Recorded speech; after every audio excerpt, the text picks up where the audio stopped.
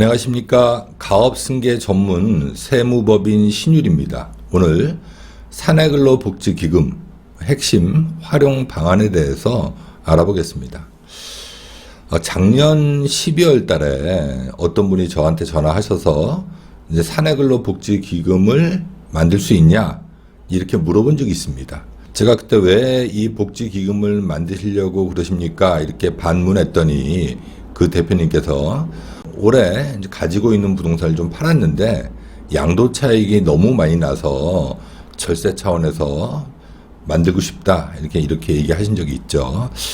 제 기억으로는 12월 한 12일경이었는데 사실 그래서 저희가 아주 난감한 적이 있었습니다. 그래서 우리 그 기업 절세 차원에서 복지기금을 만들려면 조금 서두르시는 게 좋을 것 같습니다. 이게 이제 작년부터 복지기금이 많이 활성화됐죠. 이게 이제 법이 바뀌어서 그런 겁니다. 이 복지기금 제도는 1980년대 초에 그때 이제 전두환 정권 들어서면서 노동자들한테 혜택을 주기 위해서 이 복지기금 제도가 생겼습니다.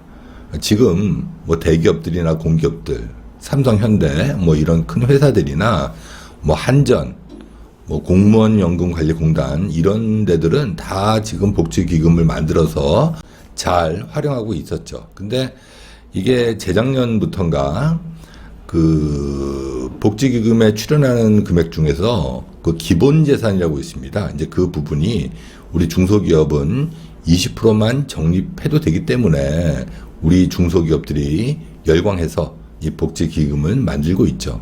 제가 그 복지기금 관련해서 너무 많은 얘기를 듣고 있습니다.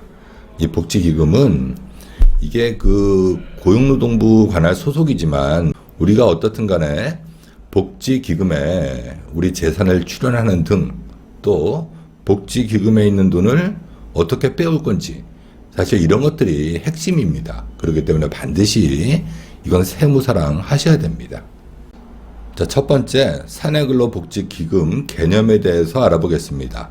사내근로복지기금 제도는 기업 내 근로복지제도의 일종으로서 임금, 기타 근로조건에 부과하여 근로자의 실질 소득을 증대시키고 근로의욕과 노사공동체 의식을 고취시키기 위해서 기업의 이익 일부를 출연하여 근로자 복지 증진에 사용함으로써 근로자의 복지후생 혜택을 부여하는 제도다. 사내근로복지기금은 법인으로 설립돼야 하며 사내근로복지기금의 설립은 의무사항은 아니고 사업주가 여러 여건을 고려하여 임의적으로 설립, 운영할 수 있다. 이렇게 나와 있죠. 자, 이거는 고용노동부에 나와 있는 얘기입니다. 우리가 이제 어떻든 간에 이 그 개념을 잘 활용해서 이제 활용하면 되겠죠. 여기서 중요한 거는 기업의 이익 일부를 출연해서 근로자 복지 증진에 사용한다는 겁니다. 그리고 또 사내근로복지기금은 이게 법인으로 설립해야 됩니다. 우리 법인 안에 또 다른 법인을 하나 설립하는 겁니다. 사업주가 여러 여건을 고려해서 자의적, 임의적으로 이제 설립과 운영을 할 수 있다. 이렇게 나와 있죠. 우리가 어떻든 간에 이 제도를 잘 활용하면 되는 겁니다. 우리 이제 사내근로복지기금의 회사 측 입장에서의 장점에 대해서 알아보겠습니다. 우리 회사가 기부금, 출연금 이것들은 다 모두 이제 손비 처리, 비용 처리 된다는 거죠. 이거에 대한 이제 한도는 없는 겁니다. 그리고 또 우리 종업원 대여금을 기금 법인으로 전환해서 선택할 때 우리 종업원의 대여한 금액은 가지급금이죠. 그렇지만 이제 기금 법인으로 전환하면 이제 가지급금의 문제는 없어지는 거죠. 자, 그리고 세 번째, 이제 경영 성과에 미치는 영향이 있습니다. 저희가 이제 대표님들을 만나보면 대표님께서 이렇게 얘기하시는 분들이 많이 있습니다. 우리 회사에 운영을 잘해서 수익이 많이 나면 일정 부분은 임원들이 가져가고 또 일정 부분은 주주들 몫이고 또 나머지 부분은 우리 근로자들 위해서 활용하고 있다. 이렇게 얘기하시는 분들이 많이 있죠. 우리가 그 복지기금을 활용해서 우리 근로자들한테 어떤 혜택을 주면 당연히 이제 경영 성과, 우리 근로자들 이제 사기가 진작되겠죠. 자, 다음은 우리 근로자 측면에서 보겠습니다. 증여세, 비과세입니다. 우리 회사에서 근로자한테 이 대가를 주는 거는 노동을 제공했기 때문에 주는 겁니다. 거기에 대한 이제 소득세 이런 것들이 발생될 수 있죠. 그렇지만 복지기금과 우리 근로자는 아무 이해관계가 없습니다.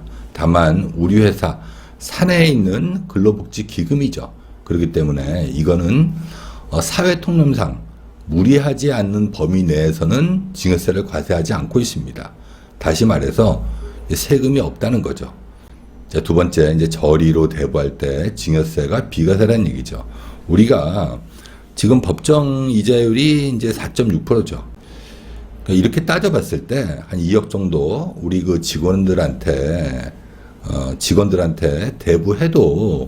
대부하고 이자를 안 받아도 증여에 대한 문제가 안 생긴다는 겁니다. 저리라는 거는 물론 이제 낮은 금리로 받는 것도 되지만 이자를 안 받는 것도 이제 저리에 포함될 수 있겠죠. 자, 그리고 세 번째는 임금 보장 기능 효과가 있습니다. 자, 이게 무슨 얘기냐면 우리 복지기금에 적립되어 있는 돈, 이 부분은 만일 우리 회사가 잘못되더라도 이제 체불 임금에 우선 사용할 수 있다는 얘기입니다. 자, 그리고 네 번째, 이제 법정 복지비가 절감된다. 즉, 4대 보험료 등 이 부담이 없다는 얘기입니다. 올해 이익이 많이 나서 대표님께서 직원들한테 뭐 이렇게 상여를 주고 싶죠. 이럴 경우 이제 세금과 4대 보험료가 따라옵니다.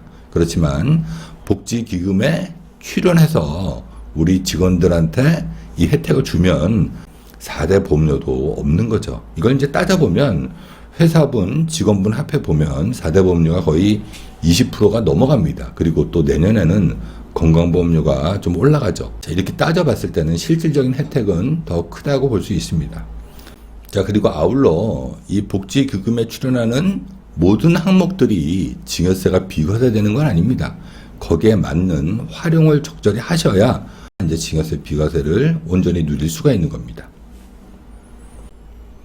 자, 다음은 사내근로복지기금, 우리 기금법인 측면에서의 장점을 보겠습니다. 첫 번째는 출연받는 기금, 증여세가 비과세죠. 재산을 증여받으면 증여세를 내게 되어 있습니다. 그렇지만 사내근로복지기금은 비영리 법인이다 보니까 증여세를 과세하지 않는 거죠. 자, 두 번째는 고유목적사업 준비금 제도입니다.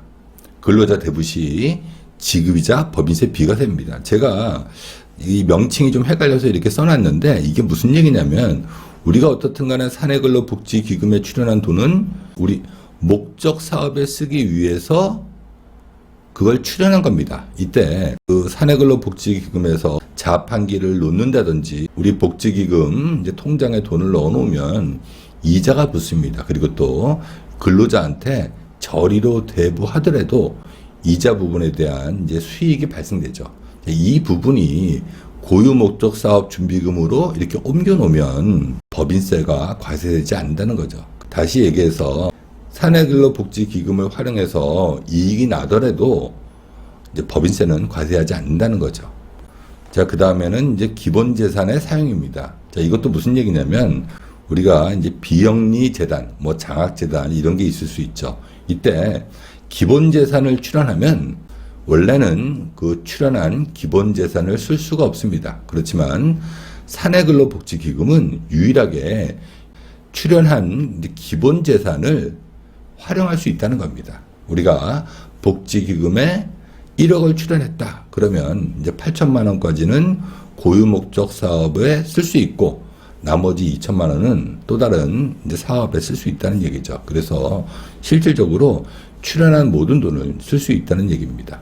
기본 재산을 쓰지 않을 수도 있습니다. 우리가 이제 기본 재산을 쓸 수도 있고 기본 재산을 쓰지 않을 수도 있다. 이 두 가지 장점이 있는 거죠. 다음은 설립 절차에 대해서 간단하게 알아보겠습니다. 우선 사내근로복지기금을 설립하려면 기금설립준비위원회가 구성돼야 되겠죠. 그 다음에는 사업계획서, 뭐 출연금을 얼마 할 건지 뭐 이런 것들을 협의회에 의해서 결정합니다.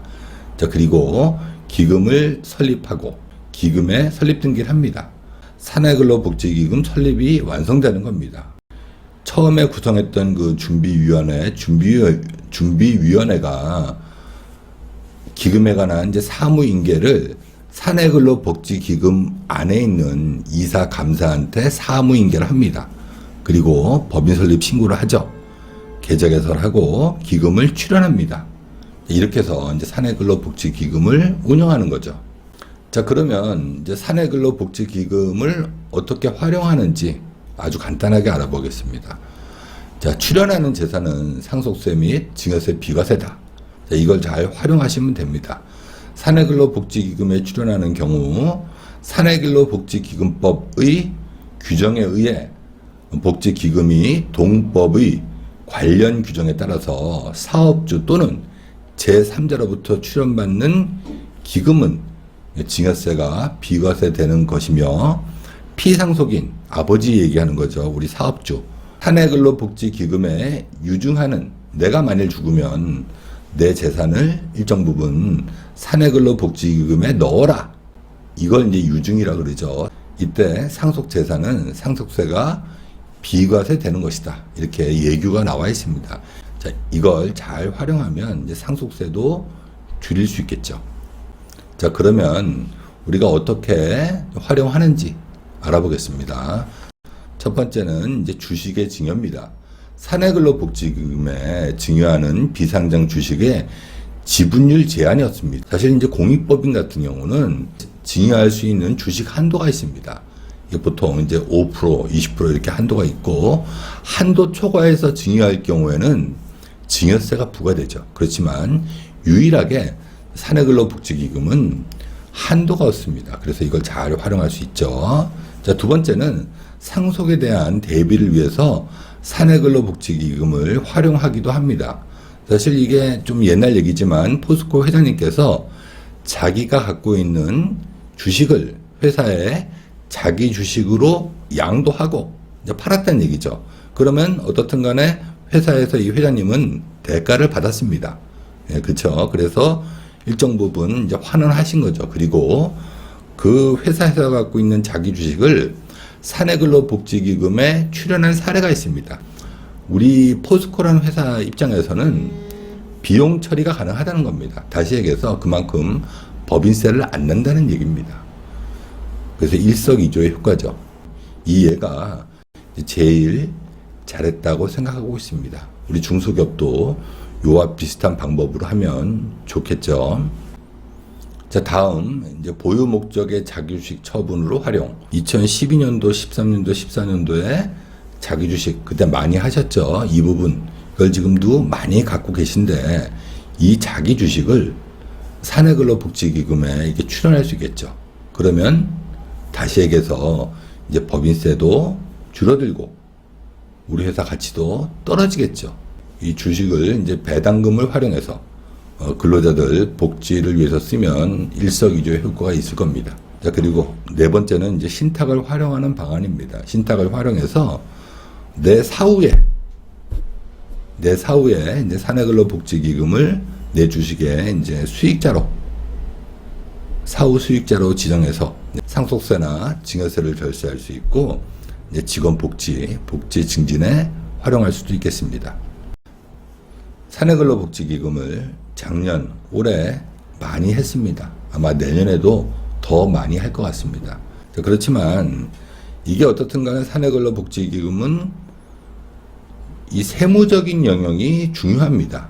소명과 대응이 가능한 세무법인하고 하셔야지 복지기금을 활용한 온전한 혜택을 다 누릴 수 있습니다. 오늘은 여기까지 하겠습니다. 구독과 좋아요, 알림 설정해 주시면 영상을 만든 저한테는 큰 힘이 됩니다. 감사합니다.